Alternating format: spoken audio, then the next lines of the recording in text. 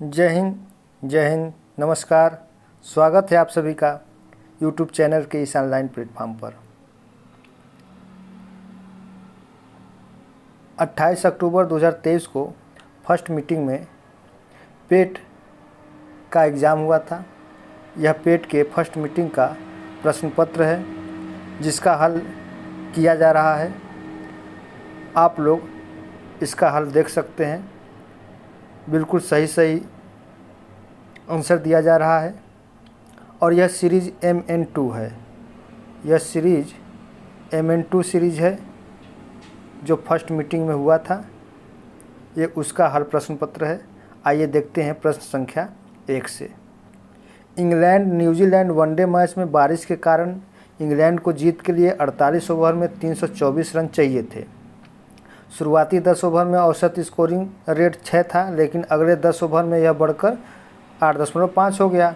इसके बाद अगले 10 ओवर में यह गिरकर 5.5 पर आ गया और अगले 10 ओवर में फिर बढ़कर 7 पहुंच गया। तो अब मैच जीतने के लिए किस औसत की ज़रूरत है? चूँकि यहाँ पर हम क्वेश्चन को हल नहीं करेंगे, डायरेक्ट यहाँ पर हम आंसर दे देंगे। आप लोग अपने आंसर से इसका मिलान करके अपना अनुमान लगा सकते हैं कि मेरा कितना क्वेश्चन सही हुआ है। तो इसका जो राइट आंसर हो जाएगा, इसका राइट आंसर हो जाएगा 6.75। तो इसका राइट आंसर हो जाएगा 6.75। आगे देखते हैं क्वेश्चन नंबर 2 से। निम्नलिखित में से कौन सा अवरोही क्रम में है?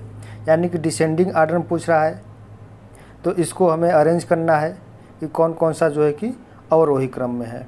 तो 5/8, 11/17, 9/13, ये ऑप्शन नंबर 1 रहा। ऑप्शन नंबर बी में क्या है? 11/17, 9/13, 5/8। सी ऑप्शन में 5/8, 9/13, 11/17 और डी ऑप्शन है 9/13, 11/13, अरे 11/17 और 5/8। तो इसका जो डिसेंडिंग आर्डर होगा, अवरोही क्रम जो होगा, इसका हो जाएगा 11/17, 9/13 और 5/8। आगे देखते हैं क्वेश्चन नंबर 3 को। देखिए, इसका वर्गमूल पूछ रहा है। तो इसका जो वर्गमूल है 0.081, 0.0064। तो इन सभी का जो वर्गमूल होगा वो कौन सा होगा? तो 0.34, 0.55, 0.45 या 0.75। यदि दशमलव को हटा दिया जाए तो देखा जाए तो यहाँ 81 है, तो दशमलव हटा दिया जाए, पूर्णांक बना दिया जाए तो 81 हो जाएगा, ये 64 हो जाएगा, ये 484 हो जाएगा, ये 625 हो गया, ये 25 हो जाएगा, ये 21 हो जाएगा। यदि यहाँ पर 21 न होकर के 11 होता तब तो इसका आंसर निकल जाता, लेकिन ये या तो सवाल ही गलत दिया हुआ है या तो आयोग सभी को इसका अंक समान दे देगा। तो इसको स्किप करते हुए हम चौथे नंबर क्वेश्चन पे चलते हैं। चौथे नंबर क्वेश्चन क्या है कि मान पूछ रहा है। तो इन सभी का मान क्या होगा? 25 होगा, 10 होगा, 20 होगा या 15 होगा। तो इसका जो मान होगा यह 10 होगा। चूँकि यहाँ पर हम हल नहीं कर सकते हैं, इसको हम हल कर चुके हैं और मेरे अकॉर्डिंग तो आंसर 10 आ रहा था। आप लोग हल करके देख लीजिए, तो इसका आंसर 10 होगा। आगे देखते हैं।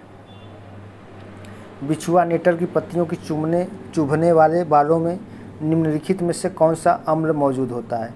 तो बिछुआ नेटर एक वनस्पति की प्रजाति है। उसके पत्तियों में कुछ बाल होते हैं, वो बाल चुभ जाता है तो उस बाल में एक अम्ल पाया जाता है। वही अम्ल पूछा जा रहा है कि कौन सा अम्ल होता है? एथेनोइक अम्ल, एस्कार्बिक अम्ल, मैथेनोइक अम्ल या ऑक्सलिक अम्ल।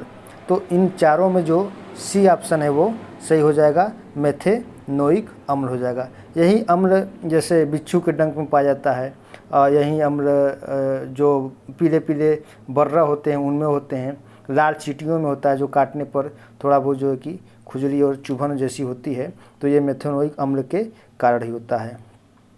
आगे बढ़ते हैं 11 नंबर और 6 नंबर से देखते हैं।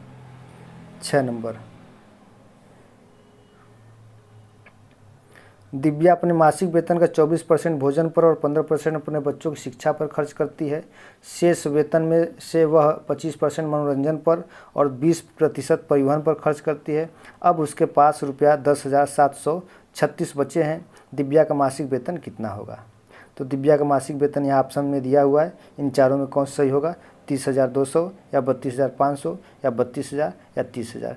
तो इनको कैलकुलेट करने पर इसका जो मासिक वेतन निकलेगा वो 32,000 रुपये आएगा। इसका राइट आंसर 32,000 हो जाएगा। आगे देखते हैं। ये एक लोकोक्ति दिया हुआ है कि होनहार विद्वान को हो चिकने पात। लोकोक्ति का अर्थ क्या होगा? होनहार व्यक्ति हमेशा दूसरों के दोष निकालता है, ऐसा नहीं है। होनहार व्यक्तियों की प्रतिभा बचपन से ही दिखाई देती है। जी हाँ, जो होनहार व्यक्ति होते हैं वो बचपन से ही जो है कि उनकी प्रतिभा दिखाई देती रहती है। तो इसका राइट आंसर हो जाएगा बी। आगे देखते हैं। निम्नलिखित में से किस विकल्प में सभी शब्द पुल्लिंग हैं? तो मनुष्यत्व, बनावट, रौनक, क्या यह पुल्लिंग है? दूसरा ऑप्शन है प्लेटफार्म, प्राधिकरण, गिरोह। तीसरा ऑप्शन है संचार, पालन, ग्रीवा। और चौथा ऑप्शन है पतलून, झल्लाहट, अछूड़ता। तो इन चारों में जो पुल्लिंग शब्द की जो युग्म है वो है प्लेटफार्म, प्राधिकरण और गिरोह। तो इसका राइट आंसर हो जाएगा 8वें नंबर का बी हो जाएगा। आगे देखते हैं।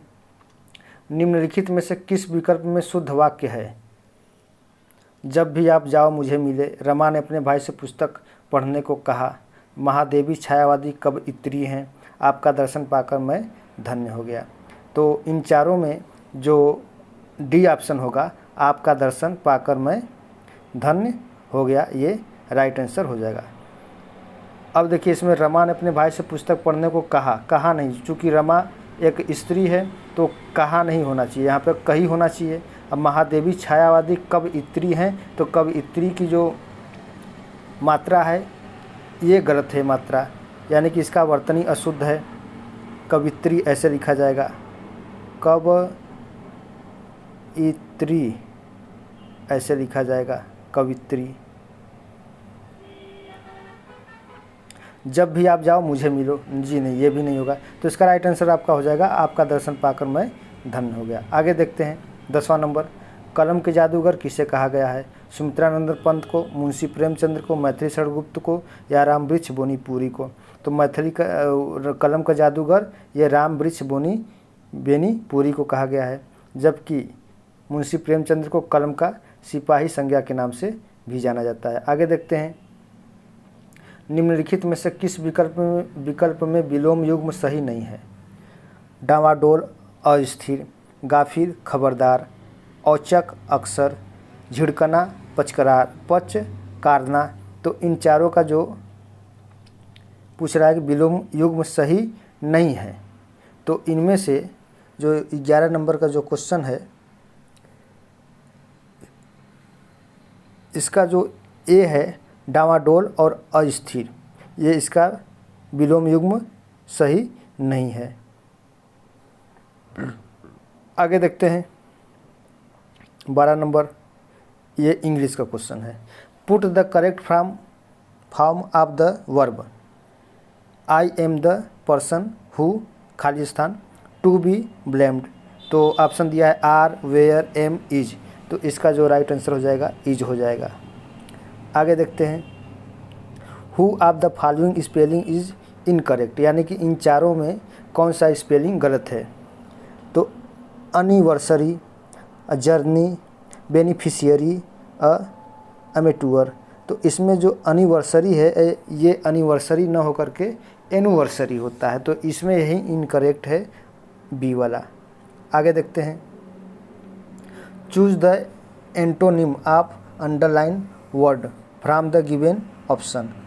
He is very fastidious about his choice of food. तो इन फास्टिडियस का जो है कि पूछा जा रहा है कि एंटोनिम्स, तो थॉटलेस, इंडिस्क्रीट, केयरफुल या केयरलेस।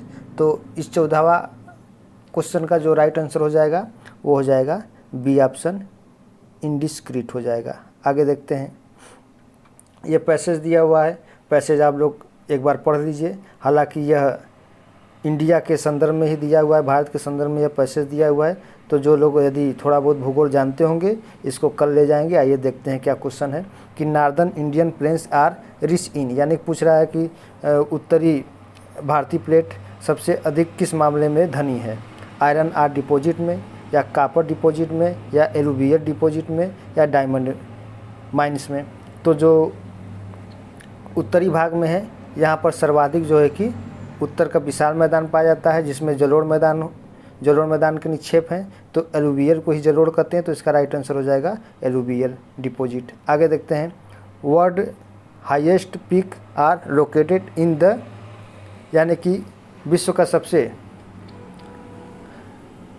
ऊंचा या सबसे ऊंची चोटी कहाँ पे स्थित है। तो हिमाद्री रेंज में है कि साउदर्न मोस्ट रेंज में है, या शिवालिक रेंज में है, या मिडिल हिमालय में है। तो इसका जो राइट आंसर हो जाएगा ये हो जाएगा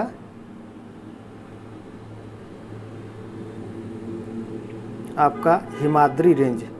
हिमाद्री रेंज में ही विश्व का सबसे ऊंची चोटी माउंट एवरेस्ट है, जिसकी ऊंचाई 8,848, कुछ स्रोतों में तो 8,850 मीटर भी देखने को मिल जाता है। आगे देखते हैं 16 नंबर के बाद 17 नंबर के क्वेश्चन पर। ये रहा 17 नंबर क्वेश्चन दिया हुआ है कि हमें फाइंड नंबर जो है कि फाइंड करना है गलत संख्या को, कि संख्याओं के दिए गए क्रम में गलत संख्या ज्ञात कीजिए। 582, 605, 588, 611, 634, 617, 600। तो इसका जो राइट आंसर हो जाएगा ये हो जाएगा 634 हो जाएगा। 17 नंबर का 634 हो जाएगा। इसको आप लोग फाइंड कर लीजिएगा। मैं यहाँ पर चूँकि हल नहीं कर पाऊँगा, यदि हल करूँगा तो बहुत ज़्यादा समय लग जाएगा और वीडियो बहुत लंबी बन जाएगी, जिसमें वीडियो देखने में और हमें वीडियो बनाने में भी थोड़ा सा रुचि कम हो जाएगी। आइए देखते हैं 17 जून 1998 को सप्ताह का कौन सा दिन था। तो ये कैलेंडर का दिया हुआ है सवाल, तो इसको आप लोग निकाल सकते हैं कैलेंडर के सवाल से। तो गुरुवार, मंगलवार, सोमवार या बुधवार, तो इसका राइट आंसर हो जाएगा बुधवार। आगे देखते हैं यदि a प्लस बी का अर्थ है कि a b की माँ है, a माइनस बी का अर्थ है कि a b का भाई है, a परसेंटेज b का अर्थ है कि a b का पिता है, और a इंटू बी का अर्थ है कि a b की बहन है, तो निम्नलिखित में से कौन सा दर्शाता है कि p क्यू का मामा है। ऑप्शन ए दिया हुआ है q minus S percent p, B option है p minus M plus N into Q, C option दिया है q minus N plus M into P, D option दिया है p plus S into N minus Q. तो इन चारों में जो p क्यू का मामा है, इसके लिए जो सही युग्म बन जाएगा आपका ऑप्शन नंबर बी, इसका जो है कि राइट आंसर हो जाएगा। तो ऑप्शन नंबर हम बी पर लगा देते हैं। आगे चलते हैं। एक निश्चित कूट भाषा में @ प्लस को दर्शाता है, और ये कौन सा सिंबल है, और यह सिंबल हमको तो याद नहीं कि इसको क्या कहते हैं, देख लीजिए। ये सिंबल माइनस को दर्शाता है, और ए या अल्फ़ा कह सकते हैं भाग को दर्शाता है, और थीटा इंटू को दर्शाता है। तो निम्नलिखित प्रश्न का उत्तर खोजें। तो इसका जो उत्तर हो जाएगा सही उत्तर आ जाएगा, आप लोग कैलकुलेट कर लीजिएगा। तो ये 58 इसका राइट आंसर हो जाएगा। आगे देखते हैं। 20 क्वेश्चन हो गया है, यहाँ से 21 नंबर से देखते हैं। हाल ही में भारतीय गोल्फर शुभंकर शर्मा ने इंग्लैंड के मर्सीसाइड में रॉयल लिवरपूल गोल्फ क्लब में संयुक्त 8वें स्थान पर रहने के बाद ओपन में सर्वश्रेष्ठ परिणाम दर्ज किया है। उन्हें किस वर्ष अर्जुन पुरस्कार से सम्मानित किया गया था। तो जो भारतीय गोल्फर शुभंकर शर्मा थे, इन्हें 2018 में अर्जुन पुरस्कार से नवाजित किया गया था। आगे देखते हैं। नीचे दिए गए प्रश्न में 2 कथन और उसके बाद 1 और 2 क्रमांकित 2 निष्कर्ष दिए गए हैं। आपको दिए गए दोनों कथनों को सत्य मानना है, भले ही वे सामान्यतः ज्ञात तथ्यों से भिन्न प्रतीत होते हों। निष्कर्षों को पढ़ें और फिर तय करें कि दिए गए निष्कर्षों में से कौन सा या कौन से सामान्य ज्ञात तथ्यों का नज़रअंदाज करते हुए दिए गए कथनों का तार्किक रूप से अनुसरण करता या करते हैं। कथन है सभी डंडे बंदूक हैं, कुछ नावें डंडे नहीं हैं। निष्कर्ष क्या है कि सभी बंदूकें नावें हैं और कुछ नावें बंदूकें नहीं हैं। इसका ऑप्शन दिया है, 4 ऑप्शन दिया है, इन चारों में हमें ज्ञात करना है कि कौन सा सही है। तो इसमें जो होगा यदि न तो एक और न ही दो अनुसरण करता है। इसका सही आंसर यही हो जाएगा, न तो एक और न ही दो अनुसरण करता है। आगे देखते हैं कौन सा क्वेश्चन था ये, 22। अब 23 नंबर पर आते हैं। 23 नंबर क्या क्वेश्चन है कि गुरुग्राम स्टार्टअप 20 के समापन समारोह के दौरान भारत ने आधिकारिक तौर पर वर्ष 2024 के लिए निम्नलिखित में से किस देश को मशाल सौंप दी? कनाडा, जर्मनी, फ्रांस या ब्राज़ील? तो इसका जो राइट आंसर हो जाएगा वो हो जाएगा आपका ब्राज़ील हो जाएगा। ब्राज़ील को मशाल सौंपी गई थी। आगे देखते हैं, भारत के मुख्य न्यायाधीश DY चंद्रचूड़ द्वारा कौन सा पोर्टल लॉन्च किया गया है जो अधिवक्ताओं, वादियों, नागरिकों को भारत के सर्वोच्च न्यायालय में प्रवेश के लिए QR कोड आधारित ई-पास का अनुरोध करने की अनुमति देता है? तो इसका जो पोर्टल था ये था सुस्वागतम। इसका राइट आंसर हो जाएगा सुस्वागतम। आगे देखते हैं 25 नंबर, भारत सरकार द्वारा संचालित निम्नलिखित में से कौन सा निगम Asia transition finance study group में शामिल होने वाला पहला सदस्य बन गया? औद्योगिक वित्त निगम limited, power finance corporation limited, India infrastructure finance company limited, राष्ट्रीय आवास बैंक? तो इन चारों में जो राइट आंसर हो जाएगा ये हो जाएगा बी ऑप्शन का, पावर फाइनेंस कॉर्पोरेशन लिमिटेड। आगे देखते हैं 26 नंबर के सवाल से, अगले दशक में निम्नलिखित में से किस क्षेत्र में व्यापार को $100 बिलियन तक बढ़ाने के लिए भारत अमेरिका टास्क फोर्स की स्थापना की गई? तो ये इलेक्ट्रॉनिक्स के लिए किया गया था। तो इसका राइट आंसर हो जाएगा इलेक्ट्रॉनिक्स। इसका राइट आंसर हो जाएगा इलेक्ट्रॉनिक्स। आगे देखते हैं 27 नंबर क्वेश्चन को, विश्व का पहला 7 मिनट का कैंसर उपचार टीका किस देश में शुरू किया गया? USA में, चीन में, इंग्लैंड में या UAE में? तो विश्व का पहला 7 मिनट का कैंसर उपचार यह इंग्लैंड देश में शुरू किया गया था। तो इसका राइट आंसर हो जाएगा इंग्लैंड हो जाएगा।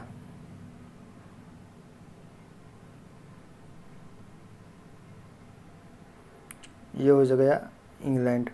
आगे देखते हैं 28 नंबर, हाल ही में केंद्रीय सड़क परिवहन और राजमार्ग मंत्री श्री नितिन गडकरी ने भारत में 3.5 टन तक के वाहनों के लिए वाहन सुरक्षा मानकों को बढ़ाकर सड़क सुरक्षा बढ़ाने के उद्देश्य से भारत NCAP लॉन्च किया। NCAP का पूरा नाम पूछा जा रहा है, new car assessment programme, new car assessment portal, new car assessment production या न्यू कार एक्नॉलेज प्रोडक्शन? तो इन 28 में जो 28 का जो सही आंसर होगा 28 नंबर का ये हो जाएगा आपका न्यू कार असेसमेंट प्रोग्राम। आगे बढ़ते हैं 28 के बाद 29 नंबर, यहाँ से पूर्वोत्तर सीमांत रेलवे ने वर्ष के सूक्ष्म परियोजना के लिए PMI दक्षिण एशिया पुरस्कार जीता। यह परियोजना निम्नलिखित में से किस जानवर के जीवन को बचाने के लिए इंस्ट्रक्शन डिटेक्शन सिस्टम है? तो यह हाथी के लिए किया गया था। तो इसका राइट आंसर हो जाएगा हाथी। आगे देखते हैं, हाल ही में भारतीय वायुसेना IF की पश्चिमी वायु कमान द्वारा शुरू किए गए वार्षिक प्रशिक्षण अभ्यास का नाम बताइए। शंख, त्रिशूल, स्वस्तिक या तांडव? तो इसका जो राइट आंसर है यह है त्रिशूल। आगे देखते हैं, मेनम वन्यजीव अभ्यारण्य भारत के निम्नलिखित में से किस राज्य या केंद्र शासित प्रदेश में स्थित है? मेनम पूछा जा रहा है, तो मेनम वन्यजीव अभ्यारण्य यह असम राज्य में स्थित है। तो इसका राइट आंसर हो जाएगा असम। आगे देखते हैं, मध्य प्रदेश में लागू मुख्यमंत्री लाडली बहना योजना में महिलाओं के लिए आयु सीमा क्या है? तो महिलाओं के लिए जो आयु सीमा रखी गई थी वो जनवरी से 21 वर्ष और 60 वर्ष से कम होनी चाहिए। तो किस ऑप्शन में दिया हुआ है कि आवेदन के कैलेंडर वर्ष में 1 जनवरी को 21 वर्ष पूरे कर लिए हों और 60 वर्ष से कम हो गया हो? तो इसका यही ये राइट आंसर हो जाएगा सी। ये सी वाला इसका राइट आंसर हो जाएगा। आगे देखते हैं 32 के बाद 33, भारतीय संघ के प्रधानमंत्री और अन्य मंत्रियों की नियुक्ति भारत के संविधान के तहत राष्ट्रपति द्वारा की जाती है। तो किसके तहत की जाती है? अनुच्छेद 72 के द्वारा या अनुच्छेद 75 के द्वारा या अनुच्छेद 73 के द्वारा या अनुच्छेद 70 के द्वारा? तो 33 नंबर का सही आंसर क्या होगा? अनुच्छेद 75 के द्वारा किया जाता है। तो इसका राइट आंसर हो जाएगा अनुच्छेद 75। आगे देखते हैं 34 नंबर। कुथु भारत के निम्नलिखित में से किस राज्य केंद्र शासित प्रदेश में कुथम बलम मंदिर में प्रदर्शित एक सामाजिक धार्मिक कला है? आंध्र प्रदेश, तेलंगाना, सिक्किम या केरल? ये सभी करंट के क्वेश्चन पूछे गए हैं। तो इसका जो राइट आंसर हो जाएगा वो केरल हो जाएगा। तो इसका Kerala right answer option number D. आगे देखते हैं केंद्रीय भारतीय भाषा संस्थान का मुख्यालय निम्नलिखित में से किस स्थान पर स्थित है? मुंबई या महाराष्ट्र में, मानसेर गुड़गांव में, मैसूरू कर्नाटक, भोपाल मध्य प्रदेश? तो इसका जो राइट आंसर हो जाएगा मैसूरू कर्नाटक। आगे देखते हैं 36 नंबर। तेलंगाना राज्य के पालमेट गांव में स्थित रामप्पा मंदिर, जिसे वर्ष 2021 में यूनेस्को विश्व धरोहर स्थल घोषित किया गया था, उसका निर्माण निम्नलिखित में से किस राजवंश के शासनकाल के दौरान किया गया? बहमनी, काकती, मुसनूरी या विजयनगर? तो इसका जो सही आंसर है वो है काकतीय राजवंश के शासनकाल में किया गया था। आगे देखते हैं 37 नंबर के सवाल पर चलते हैं। तो 36 का राइट आंसर हो गया आपका काकतीय, बी। 37 नंबर के सवाल पे चलते हैं। निम्नलिखित 37 कहाँ गया? ऊपर है क्या? अच्छा, ये ऊपर रहा 37। निम्नलिखित में से कौन मालदीव की आधिकारिक भाषा है? जोंगखा, दिवेही, दारी या मलयालम? मालदीव की जो आधिकारिक भाषा है वो दिवेही है। तो इसका राइट आंसर हो जाएगा बी, और 37 नंबर का बी। 38 नंबर देखते हैं। पूरा निम्नलिखित में से किस देश की राष्ट्रीय मुद्रा है? कंबोडिया की, पोलैंड की, बोत्सवाना की या म्यांमार की? तो जो पूरा है यह बोत्सवाना देश की राष्ट्रीय मुद्रा का नाम है। तो 38 का जो राइट आंसर हो जाएगा वो सी हो जाएगा। 39 पर चलते हैं। पेरुंगदाई कोंगू बेली द्वारा लिखित महाकाव्य कृति है, यह भारत के निम्नलिखित में से किस साहित्य से संबंधित है? तमिल साहित्य से, मलयालम साहित्य से, तेलुगु साहित्य से या कन्नड़ साहित्य से? तो इसका जो राइट आंसर है वो है तमिल साहित्य हो जाएगा। पेरुंगदाई कोंगू बेली यह तमिल साहित्य से संबंधित था। आगे देखते हैं 40 नंबर क्वेश्चन। भारत सरकार द्वारा वर्ष 1967 में निम्नलिखित में से किस वीरता पुरस्कार का नाम बदलकर शौर्य चक्र कर दिया गया? अशोक चक्र वर्ग सेकेंड, महावीर चक्र का, या अशोक चक्र वर्ग फर्स्ट का, या अशोक चक्र वर्ग थर्ड का? तो इसका जो सही आंसर है वो ऑप्शन नंबर ए, अशोक चक्र वर्ग सेकेंड का नाम बदलकर शौर्य चक्र कर दिया गया। आगे देखते हैं 41 नंबर। रासायनिक हथियारों का निषेध संगठन OPCW में कितने सदस्य राष्ट्र हैं? 194, 193, 195 या 203? तो OPCW में इस समय सदस्य राष्ट्रों की संख्या 190 है।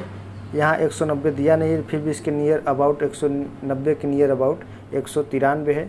तो इस 193 पर हम जा सकते हैं। तो इसका राइट आंसर हो जाएगा 193। आगे देखते हैं 42 नंबर क्वेश्चन। 42 से 46 गद्यांश है। गद्यांश को पढ़ करके हमें उत्तर देना है। तो इन गद्यांशों को अच्छी तरीके से पढ़ करके आप लोग उत्तर दे सकते हैं। आइए हम लोग सीधे प्रश्न पर चलते हैं, समय को न गवाते हुए। प्रश्न संख्या 42 से देखते हैं। लेखक के अनुसार शोषण का शिकार कौन लोग होते हैं? वस्तु एवं सेवाओं का उपयोग करने वाला उपभोक्ता समूह होता है, या नौकरशाह एवं तथा कथित बुद्धिजीवी वर्ग के लोग होते हैं, पढ़े लिखे उपयुक्त रोजगार विहीन नवयुवक गण होते हैं, या उत्पादकता से जुड़ा व्यापारी मंडल होता है? तो लेखक के अनुसार शोषण का शिकार सदैव वस्तु एवं सेवाओं का उपयोग करने वाले उपभोक्ता होता है। सिर्फ लेखक के अनुसार ही नहीं, यह व्यवहारिक जीवन में भी जो है कि ये लोग हमेशा शोषित होते रहते हैं। आगे चलते हैं 43 नंबर के सवाल पर। समाज के मध्यम वर्ग की कौन सी समस्या है? उच्च शिक्षित और धनाढ्य, जीवन यापन में आर्थिक परेशानी से सामाजिक प्रतिष्ठा पर खतरा, गरीब और श्रमिक वर्ग से संबंधित, घर का हर सदस्य मजदूरी करने के लिए विवश हो। तो इन चारों में जो राइट आंसर हो जाएगा वो हो जाएगा जीवन यापन में आर्थिक परेशानी से सामाजिक प्रतिष्ठा पर खतरा। आगे चलते हैं गद्यांश में ये सब मिल जाएगा पढ़ने पर। 44 नंबर का क्वेश्चन क्या है कि समाजोपयोगी ऊर्ध्वमुखी योजनाओं से वंचित वर्ग के शोषण के लिए कौन उत्तरदायी है? समाज के धर्मपरायण पंडित और कथावाचक लोग। दूसरा है शिक्षित एवं संपन्न नौकरी पेशा वर्ग। तीसरा राजनेता व्यापारी वर्ग, सरकारी तंत्र एवं तथा कथित बुद्धिजीवी वर्ग। और डी वाला ऑप्शन है समाज का मध्यम वर्ग और उच्च वर्ग। तो इन चारों में जो सही आंसर हो जाएगा वो हो जाएगा राजनेता व्यापारी वर्ग, सरकारी तंत्र एवं तथा कथित बुद्धिजीवी वर्ग। तो इसका ऑप्शन नंबर जो सी होगा वह सही हो जाएगा। राजनेता व्यापारी वर्ग, सरकारी तंत्र एवं तथा कथित बुद्धिजीवी वर्ग हो जाएंगे। आगे देखते हैं 45 नंबर के क्वेश्चन से। शैक्षणिक और सांस्कृतिक शब्द किस व्याकरणिक इकाई से संबंधित है और किस प्रत्यय से मिलकर बने हैं? यहाँ पर सीधे आप प्रत्यय को ही देख लीजिए। तो सांस्कृतिक में इक प्रत्यय लगा हुआ है, सांस्कृतिक में इक प्रत्यय है, और व्याकरणिक में भी क्या है, इक प्रत्यय है। तो ये देख लीजिए कि इन चारों ऑप्शन में कहाँ कहाँ पर इक प्रत्यय लगा हुआ है, जहाँ पे इक होगा वो सही हो जाएगा। तो देखिए ऋक और तिक प्रत्यय ये होगा नहीं, अड़िक और अतिक प्रत्यय यहाँ पे है ऋक और तिक प्रत्यय तो ये नहीं होगा, अड़िक और अतिक प्रत्यय तो ये भी नहीं होगा, अप्रत्यय है तो ये भी नहीं होगा। देखिए इक प्रत्यय यहाँ पे मिल गया तो ये इक प्रत्यय वाला सही हो जाएगा। तो इसका राइट ऑप्शन हो जाएगा डी। आगे बढ़ते हैं। हमारे देश में समाजोपयोगी ऊर्ध्वमुखी योजनाओं से वंचित वर्ग कौन सा है? किसी तरह अपनी इज्जत आबरू बचाता समाज का मध्यम वर्ग, या आधुनिक सफ़ेद पोशों व्यापारियों, नौकरशाहों एवं तथा कथित बुद्धिजीवी लोगों का वर्ग, सरकारी पेंशन विहीन वयोवृद्ध जनों का वर्ग, या डी ऑप्शन मलिन बस्तियों, फुटपाथ, सड़क तथा रेलवे लाइन के किनारे झोपड़ी डालकर रहने वाले अशिक्षित, दुर्बल और अशक्त लोगों का वर्ग। तो इनका जो राइट आंसर हो जाएगा वो डी ऑप्शन हो जाएगा। तो डी इज राइट आंसर हो जाएगा। आगे बढ़ते हैं। फिर से गद्यांश आ गया 47 से 51 तक। तो 47 से 51 तक के गद्यांशों को पढ़ करके हमें जवाब देना है 47 से 51 तक का। तो आइए सीधे हम प्रश्न पर चलते हैं। 47 नंबर क्वेश्चन क्या है कि विभिन्न स्थलों पर लोग भीख देने के लिए क्यों बाध्य हो जाते हैं? ऑप्शन है अपंगता, कुरूपता, अशक्तता, वृद्धावस्था आदि देखकर लोग भीख देने के लिए बाध्य हो जाते हैं। बी ऑप्शन है लोगों के पास अन्याय, अनीति और चोरी का पैसा होता है और दान देकर वे अपनी आत्मा पर रखे बोझ को कम करते हैं। सी ऑप्शन है भिखारी लोगों के पीछे लग जाते हैं और उन्हें भीख देने के लिए बाध्य कर देते हैं। और डी ऑप्शन है धार्मिक स्थलों पर लोग दान पुण्य की भावना से जाते हैं और कंगाल भिखारियों को दान के रूप में भीख दे देते हैं। तो गद्यांश के अनुसार इसका जो सही आंसर हो जाएगा अपंगता, कुरूपता, अशक्तता, वृद्धावस्था आदि देखकर लोग भीख देने के लिए बाध्य हो जाते हैं। तो इसका राइट आंसर हो जाएगा ए। आगे देखते हैं दूसरा नहीं 48 नंबर क्वेश्चन देखते हैं। भीख न देकर भी दूसरों की मदद करने के लिए कौन सा विकल्प सही नहीं है? देखिए यहाँ पे पूछा है कि कौन सा विकल्प सही नहीं है। तो सबसे पहले आप गद्यांश को पढ़ लीजिए और गद्यांश को पढ़ने के बाद आप इन चारों में ये देखिए कौन सा सही है। तो यहाँ देखेंगे तो आपको मिल जाएगा। अभी मैं आपको दिखा देता हूँ कौन कौन सा सही है। यहाँ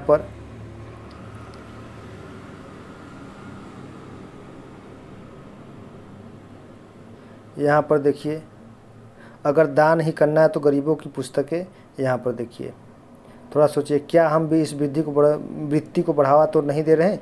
अगर दान ही करना है तो गरीबों को पुस्तकें, पाठ्य सामग्री दें, गरीबों और बीमारों को दवाएं और अस्पताल की सुविधाएं दिलाएं, इन लोगों को भीख के स्थान पर रोजगार की व्यवस्था कराएं, नगद देना बंद करें। तो ये नगद जहाँ पर होगा वहीं नहीं होगा, तो नगद देना बंद करें। भीख मांगने वालों को खाना खिलाएं पर कभी उन्हें नगद पैसे न दें। अगर जनता और सरकार दोनों मिलकर काम करे, भीख मांगने वालों को पुलिस के हवाले करना शुरू कर दे तो इस पर काबू पाया जा सकता है। तो इसका जो राइट आंसर हो जाएगा भिक्षावृत्ति देश की समस्या को हल करती है, क्योंकि गरीबी, अपंगों, बेरोजगारों की जीविका इससे ही चल रही है। भिक्षावृत्ति में लोग स्वेच्छा दान दे रहे हैं, इसलिए इसको समस्या नहीं माना जा सकता। भिक्षावृत्ति समस्या नहीं है क्योंकि अच्छा ये तो क्वेश्चन ही नहीं है। क्वेश्चन कहाँ गया? यहाँ पे रहा क्वेश्चन। खानदानी भिखारी हाँ, भीख न देकर भी दूसरों की मदद करने के लिए कौन सा विकल्प सही नहीं है? 48 नंबर। तो 48 नंबर का जो सही आंसर हो जाएगा वो हो जाएगा पैसे देकर किसी भिखारी को रोजगार धंधे के लिए प्रेरित करके मदद करना। तो इसका यही सही आंसर हो जाएगा, यही इसमें से सही नहीं है, बाकी सही है। रोगियों को चिकित्सा सुविधा दिलाकर तथा विभिन्न सरकारी योजनाओं से परिचित करा के मदद करना, ये सही है। गरीबों और निर्बलों को शिक्षा, स्वास्थ्य और रोजगारों की व्यवस्था करके मदद करना, ये भी सही है। गरीबों के बच्चों के स्कूल में फीस जमा करा के पुस्तकें और अन्य पाठ्य सामग्री देकर मदद करना, ये भी सही है। लेकिन पैसे देकर किसी भिखारी को रोजगार धंधे के लिए प्रेरित करके मदद करना यही सही नहीं है। तो 48 का राइट ऑप्शन हो जाएगा ए। आगे बढ़ते हैं, 49 नंबर पे चलते हैं। दान, पुण्य और जीवन मुक्ति में कौन सा समास है? तो दान, पुण्य और जीवन मुक्ति में द्वंद्व और तत्पुरुष समास, द्वंद्व और अव्ययी भाव समास, तत्पुरुष और द्वंद्व समास, कर्मधारय और द्वंद्व समास। तो दान, पुण्य और जीवन मुक्ति में कौन सा समास पूछा जा रहा है? तो 49 नंबर का जो सही आंसर होगा वो होगा दान पुण्य में द्वंद्व और जीवन मुक्ति में तत्पुरुष समास होता है। तो यही इसका ए वाला ऑप्शन सही हो जाएगा। आगे बढ़ते हैं, खानदानी भिखारी कैसे होते हैं? जो छोटे बच्चों के अंग भंग करके उनसे ज़बरदस्ती भीख मंगवाते हैं, जो देश में छोटी सी विपत्ति आ जाने पर भीख का कटोरा लेकर भ्रमण के लिए निकल जाते हैं।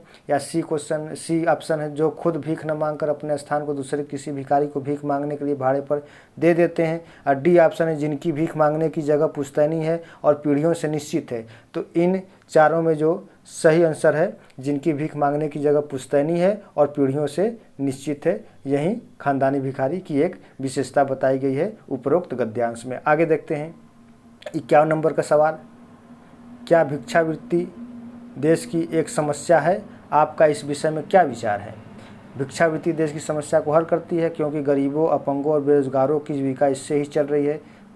भिक्षावृत्ति में लोग स्वेच्छया दान दे रहे हैं, इसलिए इसको समस्या नहीं माना जा सकता है। सी ऑप्शन है, भिक्षावृत्ति समस्या नहीं है, क्योंकि दान पुण्य तो भारतीय संस्कृति का एक धार्मिक कृत्य है। और डी ऑप्शन है, भिक्षावृत्ति देश की एक ज्वलंत समस्या बन गई है, क्योंकि लोग इसको जानबूझकर अपना व्यवसाय बना रहे हैं। तो इन चारों ऑप्शनों में कौन सा सही होगा? और क्वेश्चन एक बार फिर से पढ़ लीजिए, क्या भिक्षावृत्ति देश की एक समस्या है? आपका इस विषय में क्या विचार है? तो आपका विचार पूछा जा रहा है, यानी कि लेखक ने ये भिक्षावृत्ति पर ही अपना यह गद्यांश दिया हुआ है। तो इसका जो राइट आंसर हो जाएगा वो हो जाएगा आपका डी राइट आंसर हो जाएगा, कि भिक्षावृत्ति देश की एक ज्वलंत समस्या बन गई है, क्योंकि लोग इसको जानबूझकर अपना व्यवसाय बना रहे हैं। आगे बढ़ते हैं, 52 नंबर क्वेश्चन पर चलते हैं। 52 से 56 तक क्या है? यह DI का एक क्वेश्चन दिया हुआ है 52 से 56 तक, जिसमें से 2020, 21 और 22 के 3 वर्ष के अलग अलग शहर कोलकाता, पटना, धनबाद, रांची, आसनसोल और गया में 6 स्टोर से जूते की बिक्री हज़ारों में दिखाया गया है। इसी से संबंधित एक सवाल पूछा गया है। एक क्या 52 से लेकर के 56 तक कुल सवाल पूछे गए। आइए प्रश्न संख्या 52 से देखते हैं। गया स्टोर और पटना स्टोर पर मिलाकर 3 वर्षों में जूतों की बिक्री कुल संख्या 3 वर्षों में धनबाद स्टोर और रांची स्टोर पर मिलाकर कुल बिक्री का लगभग कितना प्रतिशत है? तो इसमें गया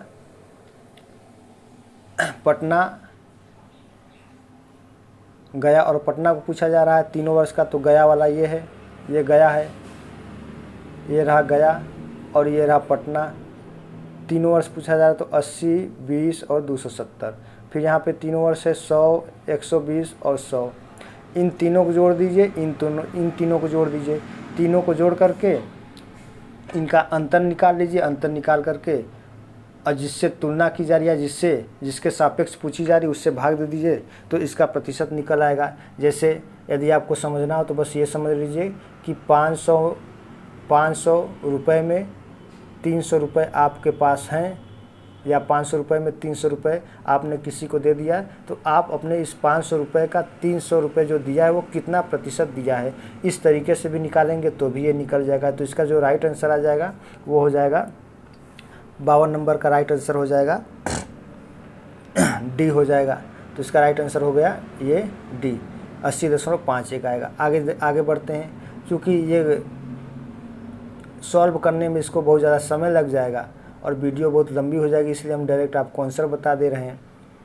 आप अपने आंसर से इसका जो है कि मिलान कर सकते हैं। 53 नंबर का सवाल क्या है कि 2021 में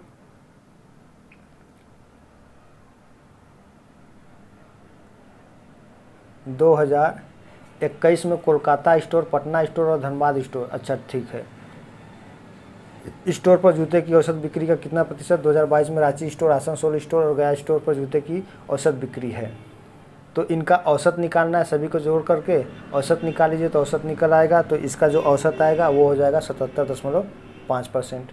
आगे बढ़ते हैं 54 नंबर, वर्ष 2020 के लिए सभी स्टोर के जूतों की औसत बिक्री का वर्ष 2021 के लिए सभी स्टोर के जूतों की औसत बिक्री से अनुपात पूछा जा रहा है। तो 2020 और 21 के सभी स्टोर के जूतों को जोड़ दीजिए और उनका 2020 से 21 का अनुपात निकाल लीजिए। तो जो अनुपात आएगा इसका राइट आंसर हो जाएगा 54 का 24 और 43 हो जाएगा।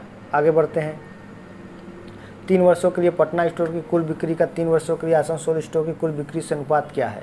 तो 380/640। तो 3 वर्षों के लिए पटना स्टोर और कुल बिक्री का 3 वर्षों के लिए आसनसोल स्टोर की कुल बिक्री से अनुपात पूछा जा रहा है। तो इसका जो अनुपात होगा 55 नंबर का ये हो जाएगा सी। तो सी क्या है 190 से 325 है। आइए अब देखते हैं 56 नंबर, 56 से 61 तक भी सवाल दिया गया है। 3 वर्षों में कोलकाता स्टोर, पटना स्टोर और रांची स्टोर की जूतों की बिक्री की कुल संख्या कितनी है। अच्छा 56 नंबर ये रहा सवाल। तो 3 वर्षों में कोलकाता स्टोर, पटना स्टोर और रांची स्टोर की जूतों की बिक्री की कुल संख्या कितनी है। 1250, 1820, 1140 या 1650। तो इसका जो राइट आंसर हो जाएगा 56 नंबर का वो हो जाएगा 1650 हो जाएगा। आप इसको हल कर लीजिएगा तो 1650 आ जाएगा। आगे देखते हैं। एक टैंक से 5 इनलेट पाइप ABCDE और 5 आउटलेट पाइप PQRS और T जुड़े हुए हैं। पहला पाई चार्ट प्रत्येक इनलेट पाइप द्वारा भरे गए टैंक के प्रतिशत को दर्शाता है जब सभी इनलेट पाइप एक साथ खोले जाते हैं, और दूसरा पाई चार्ट प्रत्येक आउटलेट पाइप द्वारा खाली किए गए टैंक के प्रतिशत को दर्शाता है जब सभी आउटलेट पाइप एक साथ खोले जाते हैं। तो टैंक की कुल क्षमता 1000 लीटर है। सभी इनलेट पाइप एक साथ खोलने पर टैंक भरने में लगा समय 2 मिनट। सभी आउटलेट पाइप एक साथ खोलने पर टैंक को खाली करने में लगा समय 1.6 मिनट। तो यहाँ पर एक पाई चार्ट दिया हुआ है, इसी के आधार पर क्वेश्चन बनाया जा रहा है और इस क्वेश्चन का हमें आंसर देना है। तो यदि pipe A, B, D, R और S को एक साथ खोल दिया जाए तो टैंक को भरने में लगने वाला अनुमानित समय ज्ञात कीजिए। तो इसका जो अनुमानित समय होगा वो आप कैलकुलेशन करके देख लीजिए। यहाँ पर क्वेश्चन ऊपर दिया हुआ है, बहुत ज़्यादा कठिन सवाल नहीं है, थोड़ा सा घुमाया हुआ सवाल है, लेकिन फिर भी ये हल हो जाएगा, लेकिन थोड़ा सा कठिनाई पूर्वक हल होगा। कौन सा क्वेश्चन है 57 नंबर का, ये हो जाएगा आपका 15 मिनट या 6.67 मिनट या 18 मिनट या 9.2 मिनट। तो इसका जो राइट आंसर आ जाएगा आपका 6.7 मिनट हो जाएगा, 6.67 मिनट। आगे देखते हैं 58 नंबर। पाइप B और C द्वारा एक साथ टैंक को भरने में लिया गया समय पाइप A, D और E द्वारा एक साथ भरने में लगे समय से लगभग कितने मिनट अधिक होगा। तो इसका जो सही आंसर हो जाएगा वो होगा 1.67 मिनट हो जाएगा। आगे देखते हैं। पाइप P और R द्वारा एक साथ टैंक खाली करने में लिए गए समय पाइप Q, S और T द्वारा एक साथ टैंक खाली करने में लिए गए समय से अनुपात क्या है। तो दोनों का अनुपात पूछा रहा है, तो इसका जो अनुपात होगा वह 11:14 हो जाएगा। यहाँ देखिए 14:11 भी दिया हुआ है। आगे बढ़ते हैं 60 नंबर के सवाल पर। यदि सभी इनलेट पाइप और आउटलेट पाइप एक साथ खोल दिए जाएं तो पूरा टैंक खाली होने में लगने वाला समय ज्ञात कीजिए। 5 मिनट, 20 मिनट, 8 मिनट या 12 मिनट। तो इसका जो सही आंसर होगा वो हो जाएगा 12 मिनट होगा। आगे देखते हैं। टैंक को भरने में अकेले पाइप C द्वारा लिए गए समय और अकेले पाइप D द्वारा लिए गए समय के योग का टैंक को खाली करने में अकेले पाइप R द्वारा लिए गए समय और अकेले पाइप T द्वारा लिए गए समय के योग से अनुपात ज्ञात कीजिए। तो इन दोनों का अनुपात पूछा जा रहा है। तो 7:9 या 9:13 या 8:15 या 16:17। तो इनका जो सही जवाब होगा वो होगा बी वाला ऑप्शन 9:13 हो जाएगा, 9:13। आगे बढ़ते हैं 62 से 66। ये तालिका चार्ट का ध्यानपूर्वक अध्ययन करें और नीचे दिए गए प्रश्नों के उत्तर दें। तो इनका ध्यानपूर्वक आप पढ़ लीजिए। ये तालिका दिया हुआ है, आप अपने बुकलेट के द्वारा इसका सीधा आंसर मिला लीजिए। मैं इसका सीधा आंसर दे देता हूँ। 2022 में प्रत्येक 5 देशों में कच्चे तेल की औसत खपत क्या है। तो 5 देशों में कच्चे तेल की औसत खपत पूछा है, तो पाँचों देशों को जोड़ करके 5 से भाग दे दीजिए तो उसका औसत खपत आ जाएगा। हालांकि प्रतिशत में दिया हुआ है तो उसको प्रतिशत को आप पूर्णांक में बदल करके भी कर सकते हैं। तो 62 नंबर का सही आंसर हो जाएगा आपका डी वाला 2054 हो जाएगा। आगे 2020 में 5 देशों का एक साथ निर्यात आयात अनुपात क्या है? तो पांचों देशों का एक साथ निर्यात और आयात का अनुपात पूछ रहा है। तो इसका जो अनुपात है वो सही अनुपात है 1। इन सभी पांचों को जोड़ देंगे तो सबका लगभग एक बराबर ही निकल आएगा, तो अनुपात 1 हो जाएगा। आगे देखते हैं 2020 में प्रत्येक 5 देशों में कच्चे तेल की औसत खपत क्या है? 1680, 2400, 1200 या 2200। तो 64 का जो सही आंसर है वो है 1680। तो ये हो जाएगा 1680। आगे बढ़ते हैं 65 नंबर के सवाल से। 2022 में निम्नलिखित में से किस देश का आयात खपत अनुपात सबसे अधिक था? बांग्लादेश का, मालदीव का, अफगानिस्तान का या भूटान का? तो उसमें यदि आप जो तालिका दिया हुआ है उसको ध्यानपूर्वक देखेंगे तो वैसे ही मालूम हो जाएगा कि कौन सा इसका आयात और खपत अनुपात सबसे अधिक होगा। तो जो 65 नंबर का जो सवाल का आंसर हो जाएगा वो बांग्लादेश का आयात खपत अनुपात अधिक था। आगे देखते हैं 66 नंबर।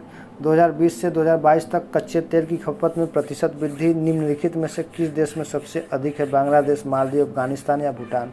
तो इसका जो पूछ रहा है कि सबसे अधिक है खपत, कच्चे तेल की खपत पूछा जा रहा है। तो 66 नंबर का सबसे अधिक है कच्चे तेल की जो खपत हुआ था 66 नंबर के सवाल में, इसका जो ऑप्शन होगा वो होगा बांग्लादेश हो जाएगा। इसका राइट आंसर हो जाएगा बांग्लादेश। आगे बढ़ते हैं 67 से 71 तक। तालिका चार्ट का ध्यानपूर्वक अध्ययन करें और नीचे दिए गए प्रश्नों का उत्तर दें। तो यहाँ पे ये तालिका चार्ट से संबंधित कुछ शर्त दिया हुआ है, इनको आप ध्यानपूर्वक पढ़ लीजिए और पढ़ने के बाद तालिका को आप ध्यानपूर्वक देख लीजिए।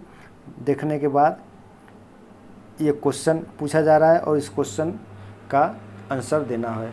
67 नंबर का जो राइट आंसर हो जाएगा, व्यक्ति सी द्वारा मिलाए गए पानी की कुल मात्रा और व्यक्ति ई द्वारा मिलाए गए पानी की कुल मात्रा का संबंधित अनुपात क्या है? 81 अनुपात 287, 3 अनुपात 17, 8 अनुपात 34, 83 अनुपात 285। तो इसका जो सही अनुपात होगा वो हो जाएगा 3 अनुपात 17 हो जाएगा, 3 अनुपात 17। आगे देखते हैं निम्नलिखित में से किसने शुद्ध दूध में सबसे कम मात्रा में पानी मिलाया? सी ने, एफ ने, बी ने या डी ने? तो यहाँ से आप तालिका देख लीजिए, सी, एफ, डी, बी, यहाँ से तालिका देख लेंगे तो आपको खुद ही मालूम हो जाएगा। इसको बहुत ज़्यादा हल करने की ज़रूरत नहीं। इस वाले सवाल को, कहाँ गया सवाल, निम्नलिखित में से किसने शुद्ध दूध में सबसे कम मात्रा में पानी मिलाया? तो 68 नंबर का जो सही आंसर होगा वो हो जाएगा सी, ऑप्शन नंबर सी का जो बी था उसने सबसे कम पानी मिलाया। आगे देखते हैं 69। मान लीजिए ए, बी और सी अपने घोल को एक पात्र में मिलाते हो तो नए घोल में दूध की सांद्रता क्या होगी? तो 69 का जो सही आंसर हो जाएगा वो 83.55% हो जाएगी। आगे देखते हैं सभी व्यक्तियों द्वारा मिलाकर कुल कितने लीटर पानी मिलाया गया होगा? तो सभी व्यक्तियों द्वारा मिलाकर कुल कितने लीटर पानी मिलाया गया ये पूछा जा रहा है, हालांकि तालिका में प्रतिशत में दिया हुआ है। तो इसका जो सही आंसर हो जाएगा 70 नंबर का वो हो जाएगा 456 लीटर। इसका सही आंसर 456 हो जाएगा। व्यक्ति ए और व्यक्ति सी द्वारा मिलाए गए पानी की कुल मात्रा के बीच क्या अंतर है? 6.5 लीटर का अंतर है, नहीं 6.5 नहीं 65 लीटर है। 65 लीटर, 75 लीटर, 56 लीटर या 73 लीटर? तो जो 71 नंबर का जो सही सवाल हो जाएगा, सही सवाल, इसका सवाल का सही जवाब होगा ये 65 लीटर हो जाएगा। आगे बढ़ते हैं 72 नंबर के सवाल से। अब यहाँ पर ये इतिहास से संबंधित सवाल आ गया है कि महावीर स्वामी को जीन के नाम से जाने लगा। जीन का क्या अर्थ होता है? तो जीन का अर्थ होता है विजेता। तो राइट आंसर हो जाएगा इसका सी, ऑप्शन विजेता। 73 नंबर, जैसा कि अशोक के शिलालेखों में उल्लेख किया गया है, मौर्य साम्राज्य में राजधानी पाटलिपुत्र और अन्य 4 प्रांतिक केंद्रों सहित 5 प्रमुख राजनीतिक केंद्र थे। निम्नलिखित में से कौन सा प्रांतिक केंद्र नहीं था? तो उज्जैनी, इंद्रप्रस्थ, तक्षशिला या सुवर्णगिरी? तो उज्जैनी, तक्षशिला और सुवर्णगिरी तो ये प्रांतिक केंद्र थे, लेकिन ये जो इंद्रप्रस्थ था ये नहीं था। तो इसका राइट आंसर हो जाएगा ऑप्शन नंबर बी इंद्रप्रस्थ। आगे बढ़ते हैं। ऋग्वेद में विश्वामित्र नामक एक ऋषि और किन दो नदियों के बीच संवाद है? व्यास और शतरुज, व्यास और झेलम, शतरुज और चिनाब, चिनाब और रावी। तो ऋग्वेद में विश्वामित्र नामक एक ऋषि और किन दो नदियों के बीच संवाद है? तो वहाँ पर विपाशा और सुतुद्री नदी के बीच संवाद रहा है।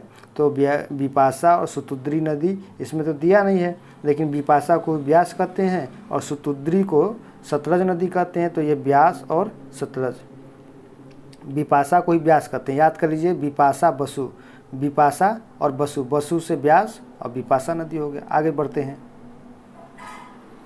शिवाजी की मृत्यु के बाद मराठा राज्य में प्रभावी शक्ति चित्तपावन ब्राह्मणों के एक परिवार के पास थी, जिन्होंने शिवाजी के उत्तराधिकारियों को पेशवा के रूप में सेवा दी थी।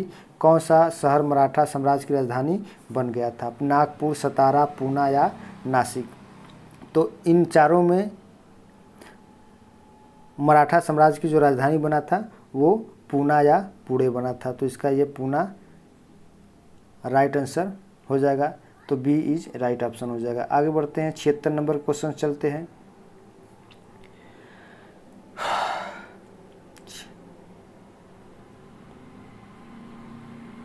नंबर,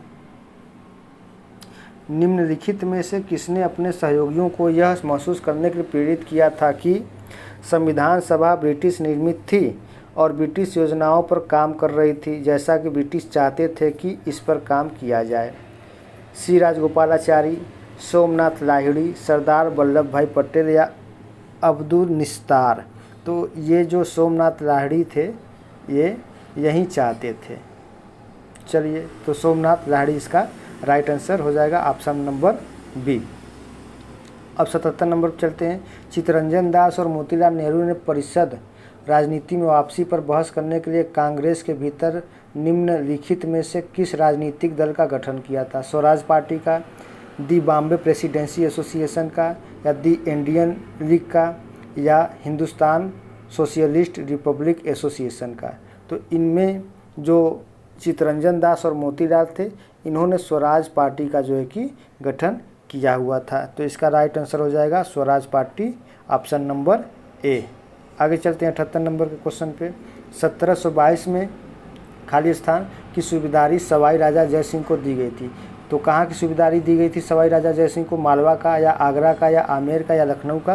तो सवाई राजा जय सिंह को 1722 में आगरा की सूबेदारी सौंपी गई थी। आगे बढ़ते हैं। 79 नंबर से देखते हैं। निम्नलिखित में से कौन खुदाई खिदमतगार का संस्थापक था और जिसे बादशाह खान के नाम से भी जाना जाता है? हकीम अजमल खान, या खान अब्दुल गफ्फार खान, या सैयद अहमद खान, या मौलाना अबुल कलाम आज़ाद? तो इन चारों में जो खान अब्दुल गफ्फार खान थे, इन्हीं को जो है कि बादशाह खान के नाम से भी जाना गया और इन्हें खुदाई खिदमतगार का संस्थापक भी माना गया। तो खान अब्दुल गफ्फार खान, बी इसका राइट ऑप्शन हो जाएगा। आगे देखते हैं। 80 नंबर। 1913 में हिंदुस्तान गदर पार्टी का मुख्यालय इन चारों में से कहाँ स्थित था? लाहौर में, सैन फ्रांसिस्को में, दिल्ली में, या कोलकाता में? तो गदर पार्टी की स्थापना 1913 में हुआ था और इसका जो मुख्यालय था वो संयुक्त राज्य अमेरिका के सैन फ्रांसिस्को में स्थित था। आगे चलते हैं। सिरोई या सिरोए कुमुदिनी लिली भारत के निम्नलिखित में से किस राज्य में पाई जाने वाली एकमात्र स्थलीय कुमुदिनी लिली है? तो स्थलीय कुमुदिनी है तो मणिपुर में यह पाया जाता है। तो इसका राइट आंसर हो जाएगा मणिपुर, ऑप्शन नंबर डी। आगे बढ़ते हैं। कांग्रेस का वह अधिवेशन कहाँ हुआ था जिसमें महात्मा गांधी ने अन्य नेताओं को खिलाफत के साथ साथ स्वराज के समर्थन में असहयोग आंदोलन शुरू करने की आवश्यकता के बारे में आश्वस्त किया था? लाहौर, नागपुर, बॉम्बे या कलकत्ता? तो इसका जो 22 का राइट ऑप्शन हो जाएगा वो था कलकत्ता, डी।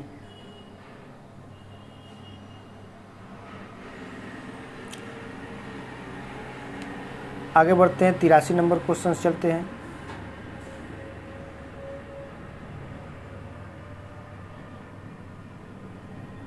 तिरासी कहाँ गया? ये रहा 83। शीत ऋतु की शुरुआत में तमिलनाडु के तटीय क्षेत्रों में वर्षा का क्या कारण है?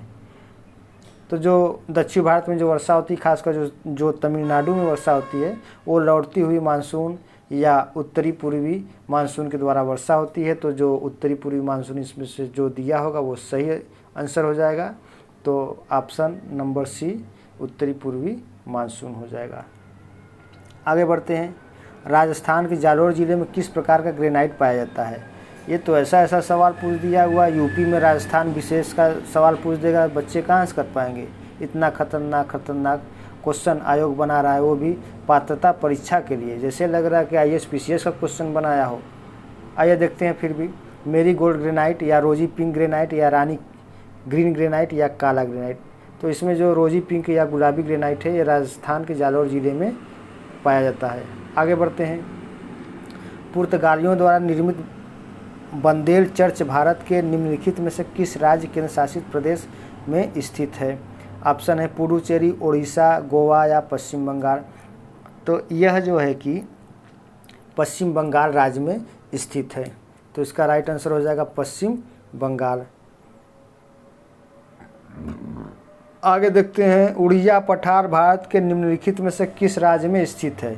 मध्य प्रदेश, महाराष्ट्र, राजस्थान या कर्नाटक। तो जो उड़िया पठार है यह कर्नाटक, क्या दिया हुआ है, राजस्थान राज्य में है। राजस्थान विशेष से सवाल काफ़ी पूछा गया हुआ है, लग रहा है वहाँ राजस्थान के टेट का कुछ क्वेश्चन यहाँ पर दे दिया गया है उठा करके। 87 नंबर देखते हैं। निम्नलिखित में से कौन सा एक भारतीय श्रम कानून और सामाजिक सुरक्षा उपाय है जिसका उद्देश्य काम करने का अधिकार, राइट टू वर्क की गारंटी देना है? तो महात्मा गांधी राष्ट्रीय ग्रामीण रोजगार गारंटी अधिनियम 2005 ये बिल्कुल करेक्ट आंसर है, यही गारंटी देता है। इसी को मनरेगा के नाम से भी जाना गया। आगे बढ़ते हैं।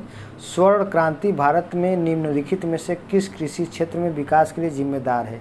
स्वर्ण क्रांति की बात है तो आलू उत्पादन या तिलहन उत्पादन या पेट्रोलियम उत्पादन या बागवानी। तो इसका जो राइट आंसर हो जाएगा स्वर्ण क्रांति, यह है आपका बागवानी से।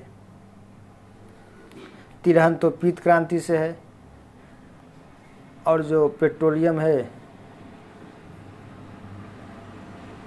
आगे बढ़ते हैं। गन्ने के उचित एवं लाभकारी मूल्य को कौन मंजूरी देता है? राष्ट्रीय सरकार संस्थान कानपुर या कृषि लागत और मूल्य आयोग?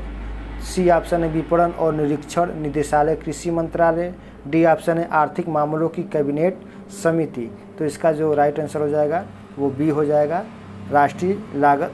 कृषि लागत और मूल्य आयोग। 89 का बी राइट आंसर हो जाएगा, बी ऑप्शन। आगे देखते हैं। 90। निम्नलिखित में से कौन सा डिपॉजिटरी संस्थान का एक प्रकार नहीं है? ऋण संघ या loan association, credit cooperative societies, NABARD या वाणिज्यिक बैंक, कमर्शियल बैंक। तो इसमें जो नाबार्ड है यही डिपॉजिटरी संस्थान का एक प्रकार नहीं है, नाबार्ड। आगे बढ़ते हैं।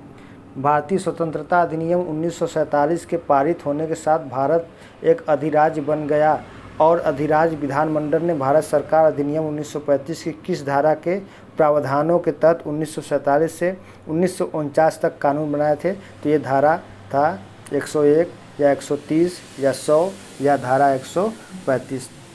तो इसका जो राइट आंसर था वो धारा 100 या धारा 100 था। आगे बढ़ते हैं। 91 के बाद 92।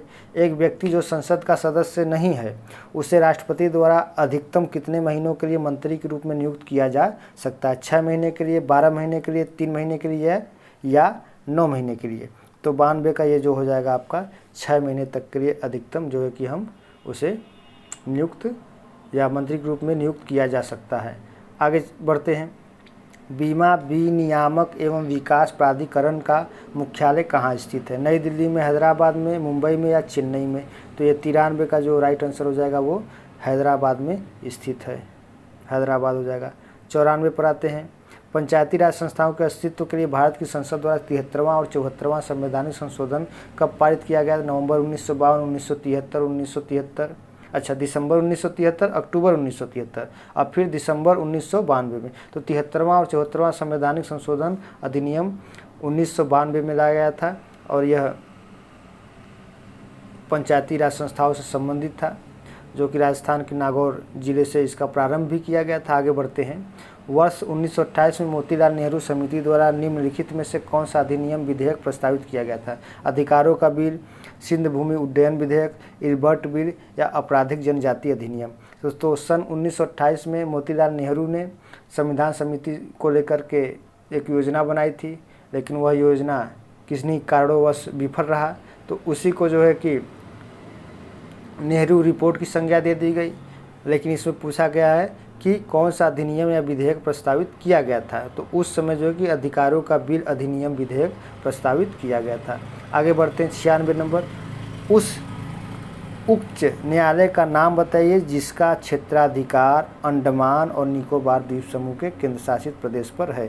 तो वहाँ अंडमान निकोबार में तो यहीं कलकत्ता उच्च न्यायालय का ही सब कानूनी अधिकार रूप से चलता है, तो ये हो जाएगा कलकत्ता उच्च न्यायालय। अब देखते हैं 97 नंबर से। मिल्क ऑफ मैग्नीशिया किस प्रकार का कोलाइड है? सोल, घन सोल, इमल्शन, एरोसोल। तो मिल्क ऑफ मैग्नीशियम जो है यह सोल है। क्या हो जा रहा है, ये सोल हो गया। आगे बढ़ते हैं।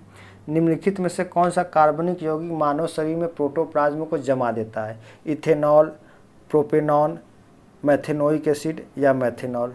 तो इन चारों में जो मैथेनॉल है, यह मैथेनॉल प्रोटोप्लाज्म को मानव शरीर में जमा देता है। आगे बढ़ते हैं। 99, निम्नलिखित में से कौन सा आंतरिक सौरमंडल में स्थित एकमात्र बौना ग्रह है? सेरेस, होमिया, मेकमेक या प्लूटो। ये प्लूटो एक बौने ग्रह श्रेणी में आता है। अब 100 नंबर का सवाल और अंतिम सवाल है। स्वर यंत्र के संबंध में निम्नलिखित में से कौन सा सही है? यह एक हड्डीदार बक्सा है, यह उपास्थि से बना एक अंग है और ग्रासनी को श्वास नली से जोड़ता है। इसमें स्वर रज्जु होते हैं, यह श्वास नली में आक्रमण करने वाले रोग जनकों को रोकता है। तो इसका जो राइट आंसर हो जाएगा, यह उपास्थि से बना एक अंग है और ग्रासनी को श्वास नली से जोड़ता है। तो इसका राइट आंसर हो जाएगा बी।